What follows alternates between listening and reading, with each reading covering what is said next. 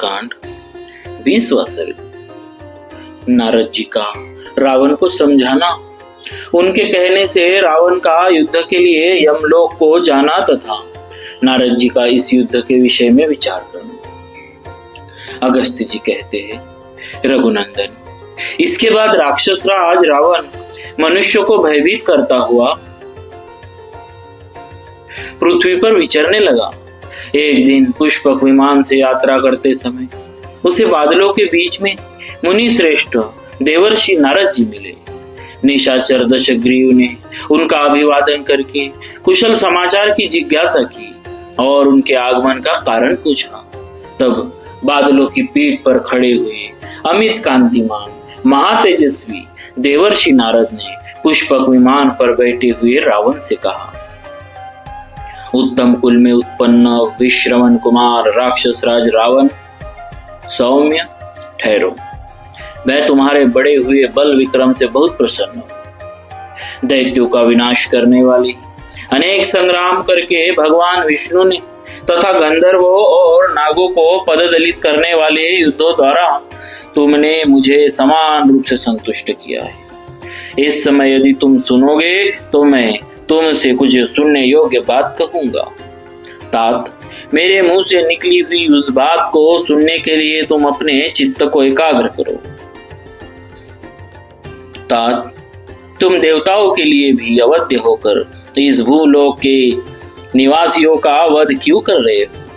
यहाँ के प्राणी तो मृत्यु के अधीन होने के कारण स्वयं ही मरे हुए हैं, फिर तुम भी इन मरे हुए को क्यों मार रहे हो?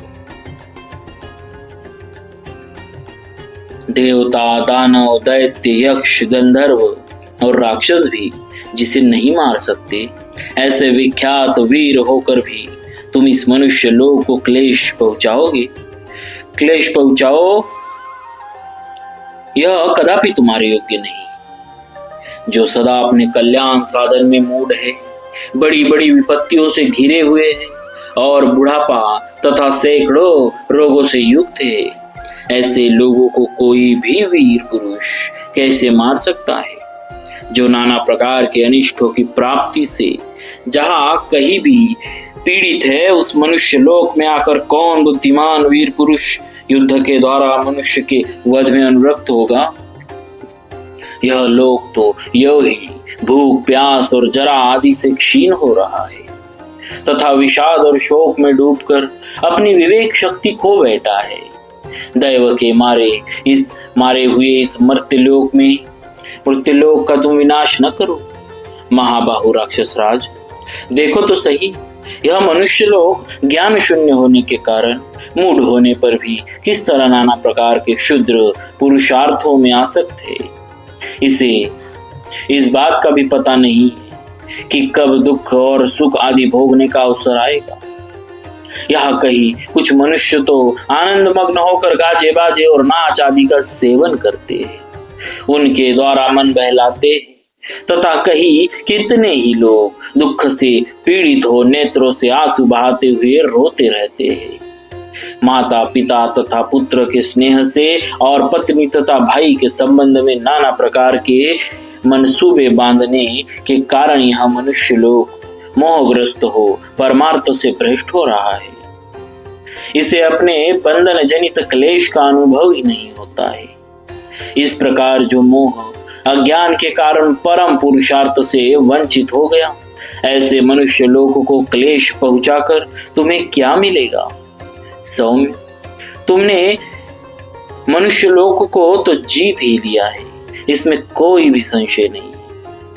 शत्रु नगरी पर विजय पाने वाले पुलस्त्य नंदन, इन सब मनुष्यों को यमलोक में अवश्य जाना पड़ता है। अतः यदि शक्ति हो तो तुम यमराज को अपने काबू में करो। उन्हें जीत लेने पर तुम सबको जीत सकते हो, इसमें संशय नहीं। नारद जी के ऐसा कहने पर लंकापति रावण अपने तेज से उद्दीप्त होने वाले उन देवर्षि को प्रणाम करके हंसता हुआ बोला, महर्षि, आप देवताओं और गंधर्वों के लोक में विहार करने वाले हैं। युद्ध के दृश्य देखना आपको बहुत ही प्रिय है। मैं इस समय दिग्विजय के लिए रसातल में जाने को उद्यत हूँ। फिर तीनों लोगों को जीतकर नागों और देवताओं को अपने वश में करके अमृत की प्राप्ति के लिए रसनिधि समुद्र का मंथन करूंगा। यह सुनकर देवर्षि भगवान नारद ने कहा, शत्रुसूदन, यदि तुम रसातल को जाना चाहते हो तो इस समय उसका मार्ग छोड़कर दूसरे रास्ते से कहाँ जा रहे हो? दूरदर्श वीर, रसातल का यह मार्ग अत्यंत दुर्गम है और यमराज की पुरी से होकर ही जाता है। नारद जी के ऐसा कहने पर दशमुख रावण शरद ऋतु के बादल की भांति अपना उज्जवल हाथ बिखेरता हुआ बोला, देवर्षि, मैंने आपकी बात स्वीकार कर ली। इसके बाद उसने यो कहा, ब्राह्मण, अब यमराज का वध करने के लिए उद्यत होकर मैं उस दक्षिण दिशा को जाता हूँ जहाँ सूर्य पुत्र राजा यम निवास करते। प्रभु भगवान, मैंने युद्ध की इच्छा से क्रोध पूर्वक प्रतिज्ञा की है कि चारों लोकपालों को परास्त करूंगा। अतः मैं यहाँ से यमपुरी को प्रस्थान कर रहा हूँ। संसार के प्राणियों को मौत का कष्ट देने वाले सूर्य पुत्र यम को स्वयं ही मृत्यु से संयुक्त कर लूंगा। ऐसा कहकर दशग्रीव ने मुनि को प्रणाम किया और मंत्रियों के साथ वह दक्षिण दिशा की ओर चल दिया। उसके चले जाने पर धूम रहित अग्नि के समान महातेजस्वी विप्रवर नारद जी 2 घड़ी तक ध्यान मग्न हो इस प्रकार विचार करने लगे। आयु क्षीण होने पर जिनके द्वारा धर्म पूर्वक इंद्र सहित तीनों लोकों के चराचर प्राणी क्लेश में डाले जाते, दंडित होते हैं, वे काल स्वरूप यमराज इस रावण के द्वारा कैसे जीते जाएंगे, जो जीवों के दान और कर्म के साक्षी है, जिनका तेज द्वितीय अग्नि के समान है, जिन महात्मा से चेतना पाकर संपूर्ण जीव नाना प्रकार की चेष्टाएं करते हैं, जिनके भय से पीड़ित हो तीनों लोकों के प्राणी उनसे दूर भागते हैं, उन्हीं के पास यह राक्षस राज स्वयं ही कैसे जाएगा, जो त्रैलोकी को धारण पोषण